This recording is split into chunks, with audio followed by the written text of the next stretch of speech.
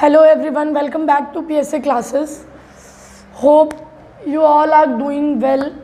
तो आज हम जानेंगे कुछ ऐसी टिप्स जो जुडिशरी एस्पिरेंट्स के लिए बहुत ही हेल्पफुल होगी, या यूँ कह लो कि बीइंग अ जुडिशरी एस्पिरेंट ये 5 ऐसे पॉइंट्स हैं या 5 ऐसी चीज़ें हैं जो आपको हमेशा अपने दिमाग में रखनी चाहिए अगर आप किसी भी पेपर की प्रिपरेशन कर रहे हो, और बेसिकली अगर आप जुडिशरी की प्रिपरेशन कर रहे हो। ठीक है, इसमें पहली चीज़ है analyse previous year question papers. ये analyse previous year question paper क्यों कहा जाता है? आप जितने ज़्यादा प्रीवियस ईयर के क्वेश्चन पेपर सॉल्व करोगे उतने ही ज़्यादा क्या होता है, आप उन क्वेश्चंस को ढूंढते हो, क्वेश्चंस ढूंढोगे, आप सॉल्व करोगे, गलत सही जो भी आंसर आएगा फिर आप उसको एनालाइज करोगे। सही है तो फॉर एंड गुड, अगर गलत है तो आप फिर क्या करते हो, उसे फिर से चेक करते हो कि मैंने कहाँ गलती की थी, क्या गलत हो गया था, फिर उसे सही से करते हो। तो एनालाइज करना सबसे ज़रूरी है।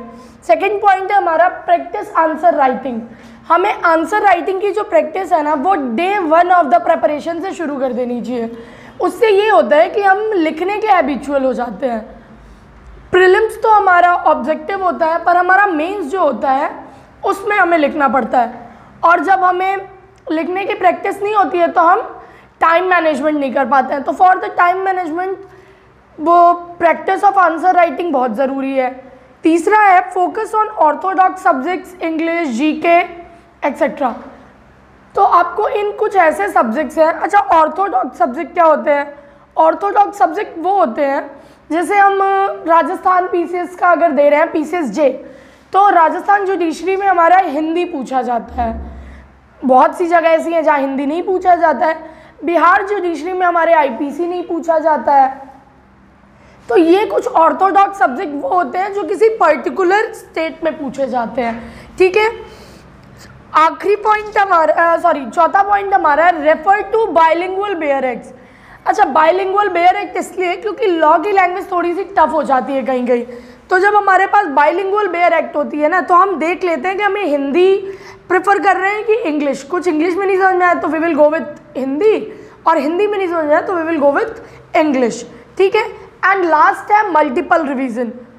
जैसा कि मैंने अभी ग्रेजुएशन के पेपर में भी सबसे बोला था, रिवीजन बहुत ज़रूरी है हमारे लिए।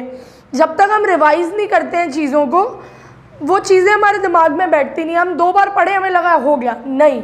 जब हम रिवीजन करते हैं ना, तो हर रिवीजन के साथ हमें कुछ नया जानने को मिल जाता है, और जितना ज़्यादा मोर एंड मोर रिवीजन करते हैं उतना ही ज़्यादा हमारा टॉपिक पे पकड़ बैठती जाती है। तो ये 5 ऐसे पॉइंट्स हैं कि अगर आप जुडिशरी की प्रिपरेशन कर रहे हो, क्योंकि हमारी वैकेंसीज आ चुकी हैं, तो ये 5 चीज़ें आपको पूरी अपनी प्रिपरेशन के दौरान दिमाग में रखनी है।